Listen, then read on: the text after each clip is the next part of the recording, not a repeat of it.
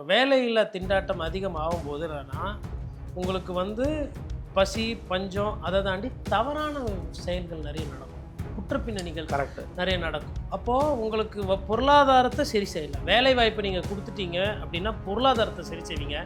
பொருளாதாரத்தை சரி செஞ்சீங்கன்னா சட்டவிரோத பிரச்சனையும் குறையும்.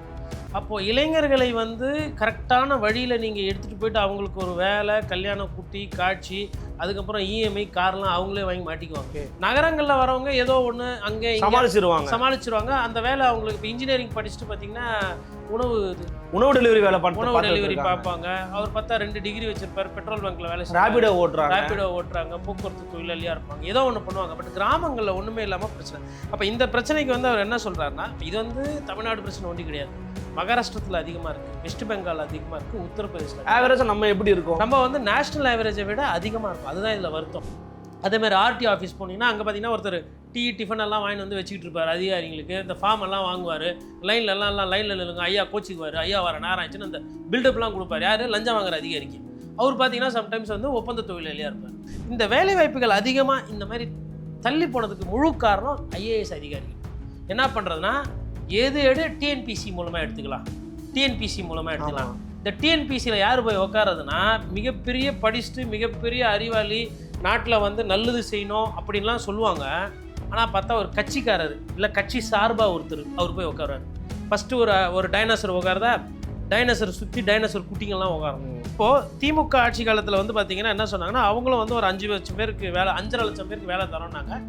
அவங்க வந்து ஒரு 2500 இபியில் போட்டாங்க. அப்புறம் ஒரு 4000 அந்த மாதிரி சில்லறையாக போட்டிருக்காங்க. அதுவுமே வந்து பெரிய அளவில் வரல. ஆனால் குளோபல் இன்வெஸ்டர்ஸ் மீட் நடத்தணும், அதில் ஒரு 25,000 பேருக்கு வேலை கிடச்சிது. அப்படி ஒரு தனியார் துறைக்கு ஒரு நம்பர் வச்சு அப்படி எடுத்துகிட்டு வராங்க. அதிமுக பீரியட்லையுமே வந்துட்டு கொஞ்சம் பேருக்கு தான் கொடுத்தாங்க, முழுசாக கொடுக்கல. அப்போது ஜனத்தொகை அதிகமாக இருக்கிற தொகுதிக்கு 60 எடுத்துக்கோங்க, ஜனத்தொகை கம்மியாக இருக்கிற தொகுதி, வாக்காளர் கம்மியாக இருக்கிற தொகுதிக்கு 40-30 எடுத்துக்கோங்க, ஆவரேஜாக 50 வச்சுக்கோங்க. வச்சுட்டு நீங்கள் 214 தொகுதிக்கு 50 பேர் எடுத்திங்கன்னா 12,000 பேருக்கு வேலை வந்து அரசு உடனடியாக கொடுக்கலாம்.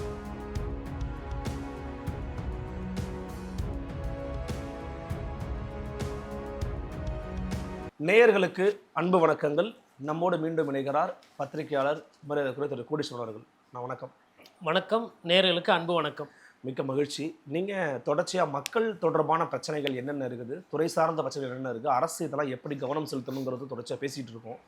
அந்த அடிப்படையில் அண்மையில் பாட்டாளி மக்கள் கட்சியினுடைய தலைவர் மரியாதைக்குரிய திரு அன்புமணி ராமதாஸ் அவர்கள் ஒரு முக்கியமான ஒரு அறிக்கை விட்டுருந்தா நீங்கள் பார்த்துருப்பீங்க. தமிழ்நாட்டில் தற்போது வரைக்கும் இவ்வளவு லட்சக்கணக்கான பணிகள், அரசு பணிகளே காலியாக இருக்கிறது, உடனடியாக அதெல்லாம் நம்ம வந்து நிரப்பி ஆக வேண்டிய ஒரு தேவையில் நம்ம இருக்கிறோம், இதை அரசு துரிதப்படுத்தணும் அப்படின்னு சொல்லி பேசியிருக்கிறாரு. இன்னொரு பக்கம் வேலையே இல்லைங்க, வேலை கிடச்சா நல்லா இருக்குங்கன்னு வேலைவாய்ப்புக்காக தேடக்கூடிய இளைஞர்களும் இருக்கிறாங்க. இதை ரெண்டுத்தையும் நீங்கள் எப்படி ஒரு பத்திரிகையாளராக எவாலுவேட் பண்ண விரும்புகிறீங்க? எங்கே சிக்கல் இருக்குது? மரியாதைக்குரிய உறுப்பினர் அன்புமணி ராமதாஸ் ராஜ்யசபா உறுப்பினர் வந்து ஏன் இந்த விஷயத்தில் வந்து அதிகமாக அவர் சொன்னதை நான் முக்கியத்துவம் கொடுத்து இப்போ பேசுகிறோம் அப்படின்னா, நாட்டில் இருக்க பிரச்சனையில் இது வந்து அந்த 1, 2, 3 போட்டிங்கன்னா கிட்டத்தட்ட இதுதான் நம்பர் 1 பிரச்சனையாக பார்க்கலாம். இந்த நம்பர் 1 பிரச்சனையை நீங்கள் சரி செஞ்சிங்கன்னா நம்பர் 2, நம்பர் 3 பிரச்சனைகள்லாம் சரியாகும். அப்போது என்ன அது நம்பர் 1, நம்பர் 2, நம்பர் 3?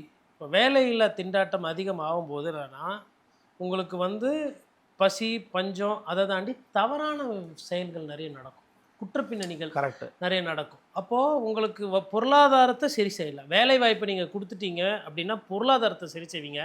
பொருளாதாரத்தை சரி செஞ்சிங்கன்னா சட்டவிரோத பிரச்சனையும் குறையும். அப்போது இளைஞர்களை வந்து கரெக்டான வழியில் நீங்கள் எடுத்துகிட்டு போயிட்டு அவங்களுக்கு ஒரு வேலை, கல்யாணம், குட்டி, காட்சி, அதுக்கப்புறம் இஎம்ஐ கார்லாம் அவங்களே வாங்கி மாட்டிக்குவாங்க.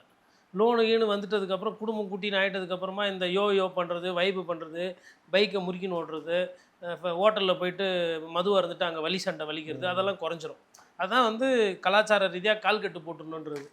அப்போது அதுக்கு முட்டுக்கட்டாக இருக்கிறது என்னன்னா அந்த சிந்தனை, அதாவது படித்து விட்டு வேலைக்கு போகணும்னு ஒரு சிந்தனையை கொண்டு வந்து அந்த வேலைக்கு ஏற்றாற்போர் அவர்களை தயார் செய்து விட்டு வேலைக்கு கொண்டு போய் விட்டு அந்த சைக்கிளில் நீங்கள் எடுத்துன்னு போய் அவங்கள ப்ளேஸ் பண்ணிட்டீங்கன்னா அவங்க அப்படியே போயிடுவாங்க.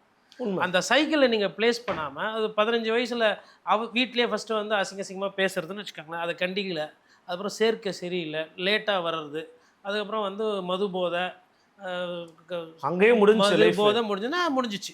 அப்போ அந்த 18லேருந்து 20 அது சரியாக ஹேண்டில் பண்ணலன்னா அது தப்பாக போய் வீட்டு பிரச்சனை தமிழ்நாடு பிரச்சனையாக மாறி தமிழ்நாடு பிரச்சனை நாட்டு பிரச்சனையாக மாறிடும். அப்போது கிட்டத்தட்ட இந்த வேலை வாய்ப்புன்னு வரும்போது இளைஞர்களை மையமாக வைத்து தான் அன்புமணி ராமதாஸ் இதை சொல்கிறார். இதை சொல்ல வேண்டிய காரணம் என்னன்னு பார்த்தீங்கன்னா, தமிழ்நாட்டில் இன்றைக்கி வேலையில்லா திண்டாட்டம் பார்த்திங்கன்னா 5.2 விழுக்காடுலேருந்து 5.7 வரலும் ஸ்விங் ஆகிட்டு இருக்கு. அதாவது 5லேருந்து 6% வரலும் போயிட்டு வருது. ஓகே.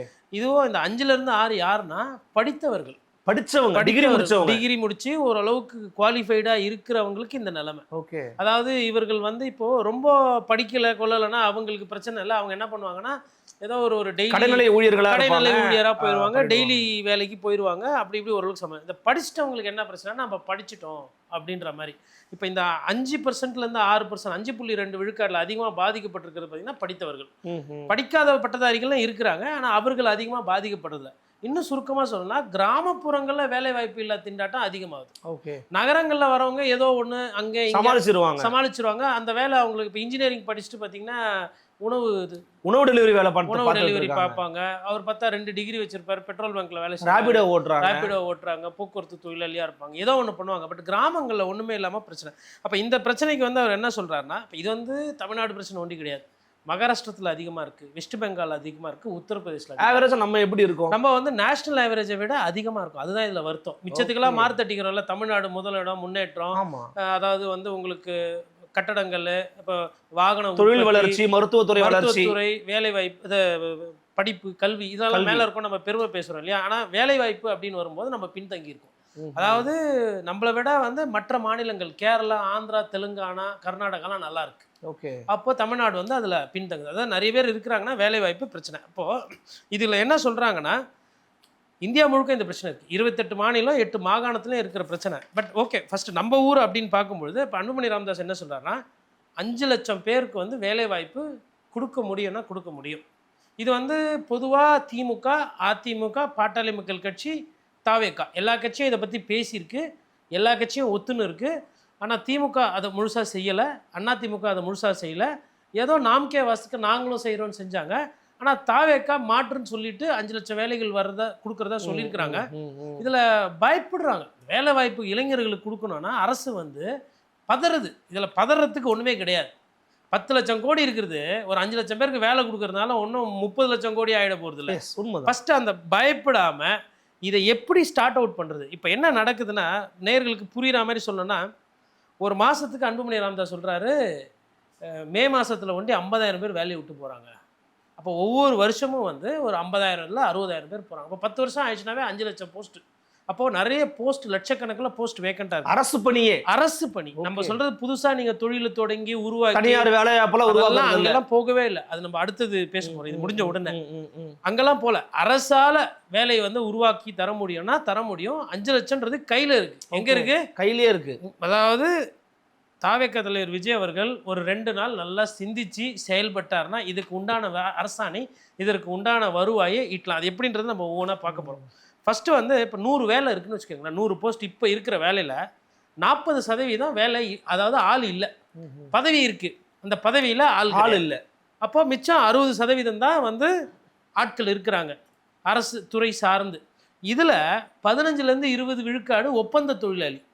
அதாவது இப்போ நீங்கள் தாசில்தார் ஆஃபீஸ் போவீங்க, அங்கே பார்த்தீங்கன்னா ஒருத்தர் பியூனாக இருப்பார், ஒருத்தர் ஓஏவாக இருப்பார், போவார் வருவார். எல்லாம் என்னப்பா கவர்மெண்ட் இல்லை சார், டெம்பரரி தாசில்தார் வந்து சொல்லியிருக்கிறாரு, கான்ட்ராக்டில் செய்கிறான்பாங்க.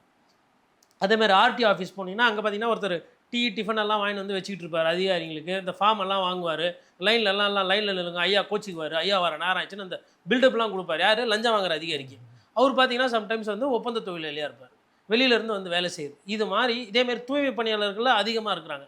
அப்போ அதுவே 15லேருந்து 20%. அப்போது அரசாங்க வேலை கரெக்டாக வாங்கி கரெக்டாக அரசு சம்பளம் அப்படின்னு பார்த்தா 40 விழுக்காடு தான். இது எவ்வளோ பெரிய ஆவலம் இது. ஓகே. அப்போது அதே மாதிரி பார்த்தீங்கன்னா தமிழ்நாட்டில் மொத்தமாக இது இன்றைக்கி நேற்று பிரச்சனை இல்லை, கிட்டத்தட்ட ஒரு 15 வருஷ பிரச்சனை. இது 20 வருஷத்துக்கு முன்னாடி ஆரம்பிக்குது. அப்போது ஈபியில் ஒரு சில வேலைகள்லாம் எடுக்கிறாங்க. அம்மையார் ஜெயலலிதா 25,000 பேர்லாம் எடுக்கிறாங்க. இப்போ இன்றைக்கி இப்போ பைப்புறாங்களே 5,000 10,000 பேர் வேலை எடுக்கிறதுக்கு 25,000 பேர். இந்த வேலை வாய்ப்புகள் அதிகமாக இந்த மாதிரி தள்ளி போனதுக்கு முழு காரணம் ஐஏஎஸ் அதிகாரிகள். என்ன பண்ணுறதுனா எடு டிஎன்பிசி மூலமாக எடுத்துக்கலாம். இந்த டிஎன்பிசியில் யார் போய் உட்காரதுன்னா மிகப்பெரிய படிச்சுட்டு மிகப்பெரிய அறிவாளி, நாட்டில் வந்து நல்லது செய்யணும் அப்படின்லாம் சொல்லுவாங்க. ஆனால் பார்த்தா ஒரு கட்சிக்காரர் இல்லை கட்சி சார்பாக ஒருத்தர் அவர் போய் உட்காருவார். ஃபஸ்ட்டு ஒரு டைனோசர் உட்காருதா, டைனோசர் சுற்றி டைனோசர் குட்டிங்கள்லாம் உட்காரும். நான் எல்லாரையும் சொல்லலை, ஒரு சிலர் தவறு பண்ணியிருக்கிறாங்க. நான் சொல்கிறது வருத்தமாக இருக்குன்னா அந்த தவறு பண்ணியிருக்கிறவங்களுக்கு ஒண்டி தான் பொருந்தும். நான் எல்லாரையும் பொருந்தாது. ஓகேங்களா? அந்த டைனோசர் என்ன பண்ணால் அது ஒரு 4 குட்டி வச்சுருக்கோம் கூட, மெம்பரு கிம்பரு அது இது இருக்காங்க. இது என்ன பண்ணுவாங்கன்னா லாபி பண்ணுவாங்க. இந்த லாபி பண்ணி ஒரு குரூப்புக்கு வேலை. உடனே எதிர் குரூப் என்ன பண்ணோம், இது மெரிட் இருக்கா, இதில் நீங்கள் லஞ்சம் வாங்கி போட்டீங்க, இது பிரச்சனைன்னு கோர்ட்டுக்கு போவாங்க. இவன் லஞ்சம் வாங்கி ஜோபியில் போட்டுக்கிட்டு அவங்களுக்கு வேலையை கொடுத்துட்டாங்க. இப்போ அந்த வேலை வந்து பர்மனெண்ட்டாக பண்ணமா டெம்பரரியான்னு கோர்ட்டில் பிரச்சனை. ஆல்ரெடி நாங்கள் இவ்வளோ பேர் முன்னாடி அப்ளை பண்ணியிருக்கோம், எங்களுக்கு வேலை வரலன்னு சொல்லிட்டு இது. அப்போது வெறும் ஒரு உயரிய பதவிகள் எல்லாம் அதில் வச்சுட்டு மிச்ச பாதியை அந்தந்த துறைக்கு கொடுத்துடணும். நான் என்ன சொல்கிறேன், தமிழ்நாடு பப்ளிக் சர்வீஸ் கமிஷன்னா எல்லாம் அத்தாரிட்டியா? இப்போது உதாரணத்துக்கு தானுவாஸ் இருக்குது, அதாவது அனிமல் ஹஸ்பண்ட்ரி, கால்நடைத்துறை மற்றும் மீன்வளத்துறை. கால்நடைத்துறை மீன்வளத்துறையில் அந்தந்த வைஸ் சான்சலர் யூனிவர்சிட்டி அவர் ஒருத்தர், செக்ரட்டரி, அந்த துறையினுடைய செக்ரட்டரி, அந்த துறையினுடைய அமைச்சர், அந்த துறையில் ஒரு 2 வல்லுநர்கள் போட்டு ஒரு கமிட்டியை போட்டு அவங்க வேலை வாய்ப்பை எடுக்கிறது, அப்ளிகேஷன் வாங்குறது போட்டு ஜியோ போட்டு கூட பண்ணலாம். இதை அப்படியே பண்ணியிருக்கிறாங்க கடந்த காலத்தில். ஆனால் இவங்க என்ன பண்ணுறாங்க, எல்லாத்தையும் எத்தனை போய் டிஎன்பிசியில் சேர்க்கறது, டிஎன்பிசியில் நல்லா வெயிட்டாக வாங்கிக்க வேண்டியது. அப்போது வேலையை வந்து நீங்கள் செய்கிறதா சொல்லிவிட்டு நீங்களும் போய் கோர்ட்டு கேஸு லஞ்ச லாவணத்தில் மாட்டிக்கிறீங்க. இதுக்கு எதுக்கு இது முன்னாடி வந்து என்னென்னா இந்த போலீஸ் பண்ணிகிட்டு இருந்தாங்க. அப்புறம் போலீஸ் வந்து தமிழ்நாடு போலீஸ் ரெக்ரூட்மெண்ட் போர்டு வந்துச்சு. அதுக்கு வந்து எப்படி போலீஸ் தானே பண்ணுறது, தனியாக இருக்குது. அதே மாதிரி இருக்குல்ல, அது மாதிரி ஒவ்வொரு துறைக்கு தனியாக இருந்தால் என்ன பிரச்சனை? அது கொண்டு தனியாக வைக்கிறீங்களா? டீச்சருக்கு தனியாக வச்சிருக்காங்க, டீச்சருக்கு தானே. ஆனால் இந்த டிஎன்பிசியில் என்ன பண்ணுறாங்கன்னா எல்லாத்தையும் தூக்கிட்டு வந்து குழப்படி. இது ஒரு காரணம். இப்போ இன்றைக்கி வந்து கிட்டத்தட்ட பார்த்தீங்கன்னா உங்களுக்கு 15 லட்சம் பேருக்கு வேலை கொடுக்கலாம். அதாவது கெப்பாசிட்டி, நம்ம தமிழ்நாடு அரசுடைய கெப்பாசிட்டி 15 லட்சம் பேர். ஆனால் இப்போ இருக்கிறது வந்து கிட்டத்தட்ட வந்து ஒரு 8 லட்சத்துலேருந்து ஒரு 10 லட்சம் போஸ்ட் தான் இருக்குது. நிறைய போஸ்ட்டு சரண்டர்.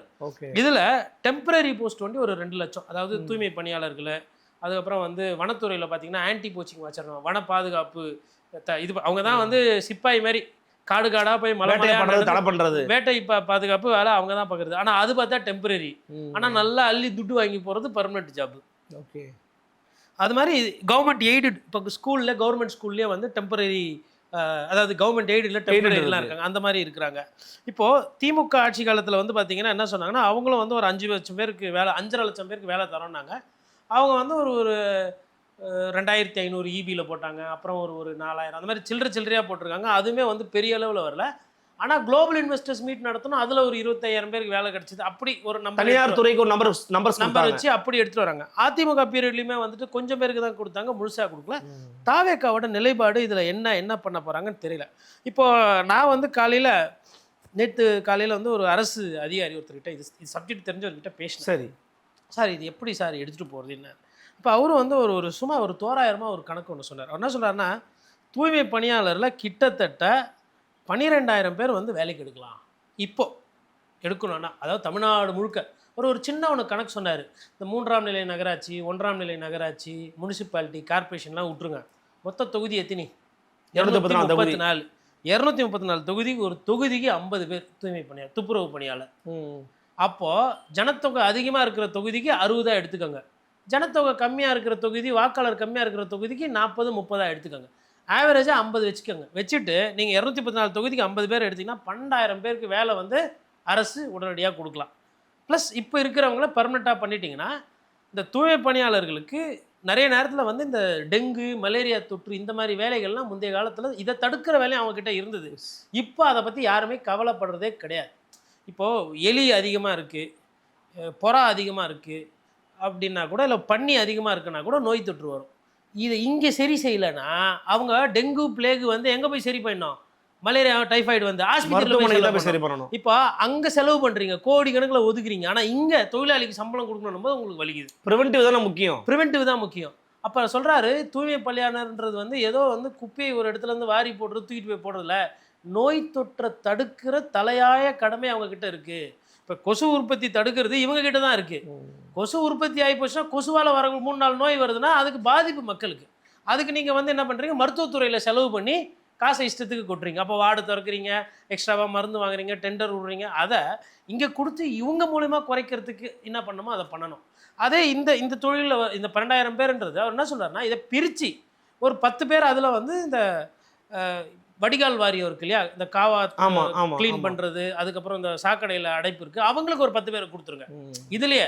அப்போ 2 துறை பயன்படுது. ஒன்று மாநகராட்சி, இன்னொன்று வந்து உங்களுக்கு ட்வார்டு போர்டு, குடிநீர் மற்றும் வடிகால் வாரியம், அதுக்கு போகுது. அப்போ இது ஒரு தீர்வு. ரெண்டாவது என்ன சொல்கிறார், ஆசிரியர் வந்து குறைந்தபட்சம் 5000 ஒரு 8000 பேர் 10000 பேர் எடுக்கலாம், வேகன்சிஸ் இருக்கு. ஆல்ரெடி இருக்கிறவங்க எஜுகேஷன் உயர்கல்விக்கா இல்ல பள்ளிக்கல்விக்கு? அதாவது பள்ளிக்கல்வித்துறைக்கு ஒரு 8000, உயர்கல்வித்துறைக்கு உடனடியா ஒரு 2000 பேர். இருக்கிறதுல பெரிய பிரச்சனை உயர்கல்வித்துறையில தான் இருக்கு. ஏன்னா அதான் +1 பசங்க முடிச்சுட்டு போறாங்க. ப்ரொஃபசர்ஸ் வந்து காலேஜ் ப்ரொஃபசர்ஸ்க்கு வந்து பெரிய பிரச்சனை இருக்கு. நிறைய யூனிவர்சிட்டியில் வைஸ் சான்சலரு கிடையாது, ரெஜிஸ்ட்ரார் போட்டு பண்றாங்க, ஏகப்பட்ட சிக்கல் இருக்கு. கம்மி தான் ஆனால் அந்த டிபார்ட்மெண்ட்டில் ஹையர் எஜுகேஷனில். ஆனால் ஃபஸ்ட்டு வந்து அதை சரி செஞ்சுட்டு அதுக்கப்புறமா நீங்கள் ஸ்கூல் எஜுகேஷன் வரணுன்ற மாதிரி சொல்கிறாரு. மருத்துவத்துறையில் வந்து ஒரு 2000 பேர், அதாவது செவிலியர், மருத்துவர், அது வந்து ஓரளவுக்கு போட்டிருக்காங்க. ஆனாலும் இன்னும் ஒரு 2000 பேர் தேவைப்படுறாங்க. இது இப்போ இதே வந்து அதிமுகவோட ஆட்சி காலமாக இப்போ ஒருவேளை அவங்க வந்திருந்தாங்கன்னா அவங்க 2000 மினி கிளினிக் திறக்கிறேன்னு இருந்தாங்க. அப்போ ஒரு மினி கிளினிக்கு 5 பேர், அப்போ 2000 × 5 10,000 பேர் வந்து அங்கே வேலை வந்திருக்கும். அது ஆனால் இப்போ அந்த மாதிரி ஒரு ஐடியா எதுவும் இப்போ இருக்கிற அரசு இருக்கிறது. அதனால் 2000 பேர் போட்டால் போதும். மின்சாரத்துறையில் வந்து குறைந்தபட்சம் 20,000, ஓரளவுக்கு நல்லா பண்ணோன்னா 40,000, சூப்பராக பண்ணோன்னா 60,000. அவர் சொன்ன பிளான் அவர் சொல்கிறது அது அது வந்து பிரேக்கப் கொடுக்குறாரு. அதாவது கேங்மேன் வந்து எடுத்துருக்குறாங்க, ஏரியா அசிஸ்டண்ட்டுங்க கிடையாது. அதாவது ஒரு பில்லர் மெயின்டைன் பண்ணுறது, கேபிள் பள்ளம் நோண்டுறது. இவ்வளோ வேக்கண்டோட நடந்துகிட்டு இருக்கா? டிஎன்இபி வேக்கண்டோட நடந்துகிட்டு இருக்கு. 60,000 பேர் வந்து தனி சப்ஜெக்டாக பேசுகிறோம் போல இருக்காது. அது தனியாக நம்ம பேச போகிறோம். திருப்பி இப்போ 20,000 to 40,000 டிஎன்இபி முடிச்சிட்டோம். காவல்துறையில் வந்து வருஷம் ஒரு 10,000 பேர் ஓய்வு. அது வந்து எப்பயுமே இருக்குது. அந்த வருஷம் ஓய்வை வந்து அதை வந்து ஒரு 5,000 குறைங்க. இன்னும் ரிசர்வில் எடுத்து போடுங்க. இப்போ ஒரு ஐடி கம்பெனினா அவங்க எடுத்து பெஞ்சில் வைக்கிறாங்க, நீங்கள் காலி ஆனதுக்கப்புறமா எடுக்கிறீங்க. அப்படி பண்ணாமல் முன்கூட்டியே எடுத்து அவங்களுக்கு வந்து ஒரு வருஷம் முன்னாடி வேலை வாய்ப்பு கிடைக்குது, போஸ்ட் வேக்கண்ட் ஆனவொன்னே போகிறாங்க. அந்த 10,000 நீங்கள் என்ன பண்ணணும், முன்னாடியே எடுத்துக்கோங்கன்ற. சர்ப்ளஸாக எடுத்து ட்ரைனிங் கொடுங்க. ஏன்னா சட்டம் ஒழுங்கு பிரச்சனை தலை விரித்தாடுது. அங்கங்கே அந்த பாலியல் சீண்டல், பெண்கள். இப்போ நேற்று கூட பார்த்தோம், நம்ம மனசு ரொம்ப கஷ்டமாக இருக்குது. கோயம்பேடு ஒரு மதுபான தனியார் மதுபான ஆலை, தனியார் மதுபான இடம், அங்கேருந்து வராங்க, கார் எத்தி கொண்டிருக்கான் இரவே. இப்போ இதெல்லாம் என்ன பண்ணுறது? இப்போ காவல்துறை அதிகமாக இப்போ சிஎம் போகிறாரு, ஐயா நீதியரசர் ஜட்ஜு போகிறாரு, பிரதமர் வராருன்னா ஒண்டி அவ்வளோ காவல்துறை அதிகாரிகள் இருக்கிறாங்க. மற்ற நேரத்தில் காவல்துறை அதிகாரிகளை நைட் ஷிஃப்ட்லாம் போடலாம். அதனால தான் அவர் சொல்கிறார் ஒரு 10,000 பேர் வந்து வேகன்சி வருது வருஷம். ஆனால் குறைந்த எப்போயுமே வேகன்சி அதிகமாக உடனடியாக ஃபில் பண்ணுற துறை காவல்துறை. அது வந்து ரெகுலராக பண்ணிடுறாங்க எந்த அரசாக இருந்தாலும். ஏன்னா காவல்துறை முதலமைச்சர் துறை இல்லையா, அதனால் பிரச்சனைன்றதுனால பண்ணிடுறாங்க. அப்போ அவர் என்ன சொல்கிறாருன்னா இன்னும் ஒரு 10,000 பேர் எக்ஸ்ட்ரா போட்டு ரிசர்வில் வைங்க அப்படின்னு. இப்போ இதெல்லாம் பண்ணிங்கனாலுமே ஒரு 12, ஒரு 8, 20, ஒரு 40, 60, ஒரு 10, 70, 1,00,000 பேருக்கு உடனே கொடுக்கணும் அவர் கணக்கு பிரகாரம். ஆனால் 1,00,000 பேருக்கு நிதி சம்பளம் கொடுக்கணும். அந்த கெப்பாசிட்டி, அந்த சிந்தனை, அந்த தெளிவு, அந்த தொலைநோக்கு பார்வை தாவேக தலைவரும் மற்றும் நமது முதலமைச்சருக்கு அது யோசனைக்கு போகணும். அதுதான் நம்ம சொல்கிறோம். அதாவது மாற்று அப்படின்றது வேற, இவர் செஞ்சு முடிச்சிட்டாருன்னா ரெக்கார்டு சூப்பர். இதை செய்கிறாருன்னு வச்சுக்கோங்களேன், ஒரு 1,00,000 பேருக்கு வேலை வாய்ப்பு. நான் என்ன சொன்னேன்னா நாளைக்கே 1,00,000 பேருக்கு சொல்லலை, 6 மாதத்துக்கு 10,000. இல்லை, நீங்கள் சொன்னதே கிட்டத்தட்ட ஒரு பிளான் போட்டு கொடுத்தா மாதிரி தானே இருக்குது. ஒரு துறைக்கு எங்கெங்கே தேவை இருக்குது, என்னென்ன தேவை இருக்குது, எவ்வளோ தூரம் தேவை இருக்குங்கிறத அழகாக உட்காந்து வேலை பார்க்கலாமே. அதில் இப்போது இதை வந்து அவர் இன்னொரு பேசிகிட்டு இருக்கும்போது இன்னொரு சிந்தனைனா, ஐயா வந்து எங்கே போகிறாரு, பிரதமரை பார்க்க போனார். ஆமாம், பிரதமர்கிட்ட போனப்போ இந்த மாதிரி எனக்கு வந்து எங்கள் ஊரில் வேலை இல்லா திண்டாட்டம் அதிகமாகிடுச்சு, நீங்கள் விரும்பக்கூடிய மாநிலங்களை விட தமிழ்நாடு அதில் மோசமாக இருக்குது, அதனால் நாங்கள் வந்து எங்களுக்கு வந்து ஒரு ஸ்பெஷல் ஃபண்டு வேணும். ஸ்பெஷல் ஃபண்டுன்றது யாருக்கு வேணால் கேட்கலாம். நான் வந்து வேலை வாய்ப்பு உருவாக்குறதுக்கு எனக்கு எதனா ஒரு வழி கொடுங்க. எனக்கு வந்து ஒரு 30,000 இல்லை 50,000 இல்லை ஒரு நிதி, இல்லை அதை எங்கன்னா கடனாக வாங்கி ஏதோ ஒரு வங்கியில், உலக வங்கியோ ஏதோ ஒன்று, என்னோட திட்டம் இதான், இது பிளானை கொடுத்துடணும், இது என் பிளானு, இதை எனக்கு பண்ணி கொடுங்க. இல்லை இதில் வந்து ஒரு 30% நான் பணம் போடுறேன் தமிழக அரசு, நீங்கள் ஒரு 40% போடுங்க, 30% கடன் வாங்கிக்கலாம். இதுதான் ஒரு திட்டம். இளைஞர்களுக்கு வேலை வாய்ப்பு. 5 லட்சம் பேருக்கு வேலை வேணும்னு சொன்னால் பத்தாது. ஓட்டு போட்டு ஜெயிச்சிட்ட உட்காந்த மறுநாள் சொன்ன சொல்லு காப்பாற்றணும் அப்படின்ற அந்த சிந்தனை இருந்து மினிமம் நான் 5 லட்சம் பேரை ஃபில் பண்ணலாம். நான் சொன்னது 1,00,000 பேருக்கு. 1,00,000 பேருக்கு இந்த மாதிரி பிளானை போட்டு இவ்வளோ பணம் தேவைப்படும் அப்படின்னா அதிகாரிகள் இருக்கிறாங்க, போட்டுக்கிட்டு ஒரு தொலைநோக்கு பார்வை இருந்து இப்படி ஒரு மனுவை எழுதி இப்படி ஒரு திட்டத்தை பிரதமர் கிட்ட கொடுத்துருந்தா அது செய்தியா இருக்குமா? கட்டாயம் இருக்கும். வெளியில இளைஞர்களுக்கு வந்து ஒரு ஊக்குவிப்பு, ஒரு இளைஞர் பாத்தீங்களா, எங்க அண்ணனை பாத்தீங்களா எப்படி சிஎம் செயல்படுற, வெளில வந்துட்டு பாருங்க, அரசியல் கேள்விலாம் இல்லை, இளைஞர் நலனுக்காக வந்தேன், இது ஒரு திட்டம் இருக்கு, இதை பத்தி ஒண்டி தான் பேச போறேன், பத்திரிகையில் பேசிட்டு போயிட்டு இருக்கலாம். டெல்லிக்காரங்க வந்து நோண்டி கேட்க மாட்டாங்க. அதிமுகவில் இந்த மாதிரிலாம் நடக்குது, நீங்க தான் காரணம்ன்றாங்களே, குதிரை பேர அரசியல் பண்றதா சொல்றீங்க, ஒருத்தர் குதிரை வேகம்ன்றாரு, இது குதிரை வேகமா குதிரை பேரமான்னு அவங்க அந்த அளவுக்கு டீட்டெயில் கேட்டிருக்க மாட்டாங்க. இதை ஒண்டி 2 நிமிஷத்துக்கு பேசிட்டு மரபையும் காப்பாற்றி வந்தாருப்பா முதலமைச்சர், அவர் வேற பிளான்ல வந்துருக்காருப்பா, இளைஞர் வேலை வாய்ப்புக்கு 1 லட்சம் பேருக்கு வேலைக்கு தமிழ்நாட்டுக்கு பிரதமரை பார்த்து அழுத்தம் கொடுத்துட்டு எனக்கு பணம் வேணும், எனக்கு எதனா ஏற்பாடு பண்ணுங்க, ஒன்று நீங்கள் கொடுங்க, இல்லை எங்கன்னா கடனுக்கு ஏற்பாடு பண்ணுங்க, உங்களது ஏன்னா என் லிமிட்டு கிரெடிட்டில் வந்துக்குது, என்னால் வந்து அந்த 25-26 ஒரு ரேஷியோ இருக்குது, அதை தாண்டி நீங்கள் கடன் வாங்க முடியாது. இப்போது கிட்டத்தட்ட அந்த பார்டரில் இருக்கிறோம். இப்போ இவ்வளோ பெரிய திட்டத்துக்கு வாங்க முடியாது. மெட்ரோ ரயிலுக்கு 30,000 கோடி கொடுக்குறது, கான்ட்ராக்ட் கொடுக்குறதுலாம் அப்புறம் பார்த்துக்கலாம், ஃபஸ்ட்டு இதுக்கு கொடுங்க, இதில் கான்ட்ராக்ட்லாம் இல்லை, இதை நான் நேர்மையாக தகுதி அடிப்படையில் இதை வந்து அந்தந்த துறைக்கிட்ட விட்டுட்டு அந்தந்த துறையில் நல்லவர்களை கூப்பிட்டு, எப்பா இதில் தயவு செய்து காசை வாங்கிட்டு போட்டுறாதீங்க, இது வந்து என் கனவு திட்டம், என்னை நம்பி ஓட்டு போட்டாங்க, அவங்களுக்காக நான் இது பண்ணுறேன் அப்படின்ற மாதிரி ஒரு அப்போ என்னென்னா இந்த பார்வையும் இல்லை, புரிதலும் இல்லை, அதுதான் ஓகேங்களா. இப்போ அடுத்து இப்போ இதுலேயே வந்து இப்போ இந்த வேலை வாய்ப்பு இருக்குது பார்த்தீங்களா, இந்த வேலை வாய்ப்பில் இன்னொரு பிரச்சனை என்னன்னு பார்த்தீங்கன்னா, தனியாரில் வந்து இப்போ வேலை வாய்ப்புகள் வந்து படுக்குது, அதாவது குறிப்பாக வந்து ஐடி கம்பெனி. ஆமாம், அப்போது ஐடியில் வந்து இப்போ இன்றைக்கி காலையில் வந்த செய்தி என்னென்னா, not many openings in technical positions. இன்றைக்கி வந்து எக்கனாமிக் டைம்ஸில் ஒரு முக்கியமான கட்டுரை. ஆமாம், அவங்க என்ன சொல்கிறாங்கன்னா, 93,000 பேர் தான் ஜூனில் வந்து வேலைவாய்ப்பு சம்மந்தமாக போயிட்டுருக்கு. இந்த technology openings plummet to lowest in more than 2 years. இந்த 2 வருஷத்தில் ஐடி சம்மந்தமான வேலையில் வந்து வேலைவாய்ப்பு ரொம்ப குறையுது. 14% இது ட்ராப்பு, வருஷத்துக்கு வருஷம் பார்க்கும் 14%. போன வருஷமே கம்மி, இந்த வருஷம் இன்னும் கம்மி. அதுக்கப்புறம் இந்த டெக் ஓப்பனிங்ஸ் வந்து 28 மாதம் லோ, அதாவது 12 மாதம், 12 2.5 வருஷத்தில் இப்போ ரொம்ப சூழ்நிலை மோசமாக இருக்குன்னு சொல்லிட்டு ஒரு கட்டுரை வருது. ஓகே, அதாவது ஒரு சைடு அரசு ஊழியர் அந்த பிரச்சனையெல்லாம் பார்த்தோம், இன்னொன்று நம்ம சொல்கிறோம் தனியார் துறையில் நம்ம டெக்னாலஜியில் நல்லா போயிட்டு இருக்கிறோம், இந்தியா வந்து முன்னாடி இருக்குது. இன்னொன்று, முதலமைச்சரே பதவியேற்ற பிறகு நிறைய தனியார் துறை முதலாளிகள் தானே பார்த்துக்கிட்டு இருந்தார். அதுக்கப்புறம் ஐடி கம்பெனி, ஆர்டிஃபிஷியல் இன்டெலிஜென்ஸ் தான் சொன்னாங்க. இப்போ அந்த துறை வந்து பிரச்சனை இருக்குது. இப்போ இதை வந்து சரி செய்கிறதுன்றது கொஞ்சம் சிரமம். என்ன காரணம்னா, ட்ரம்ப் என்ன பல்லுவலுக்குமோ முடிவு எடுக்க போறாரு, குண்டு போடலாமா வேணாமான்னு வச்சு இருக்கா இல்லையா, அதுக்கப்புறம் வீசா கொடுப்பேன் கொடுக்க மாட்டேன், அந்த மாதிரி ஏகப்பட்ட பிரச்சனை. இன்னொன்று, மற்ற ஊர்லேருந்து காம்படிஷன் வராங்க. இப்போ தாய்லாந்து, பிலிப்பீன்ஸ்லாம் என்ன பண்ணுறாங்கன்னா, அவங்களும் சைனா அவங்களும் நல்லா ஆங்கிலம் பேச ஆரம்பிச்சிட்டாங்க, இந்தியர்களுக்கு தமிழர்களுக்கு நிகராக.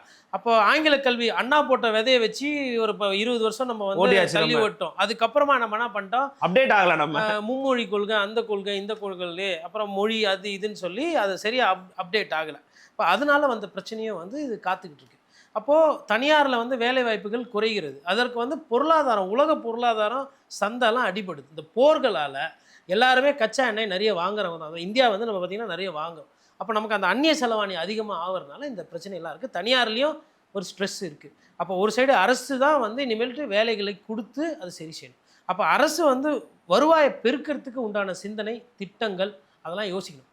அது மாதிரி விஷயங்கள் போயிடுச்சுன்னா இந்த வேலை வாய்ப்புகள் வந்து ஓரளவுக்கு சரி செய்யலாம். அதனால் அன்புமணி ராமதாஸ் ஒண்டி கிடையாது. இந்த விஷயத்தை யார் பேசுகிறாங்க, யார் சொன்னாங்கனாலும் அதை வந்து உடனடியாக எடுத்து அதை வந்து ஃபாஸ்ட் ட்ராக் பண்ணோம்.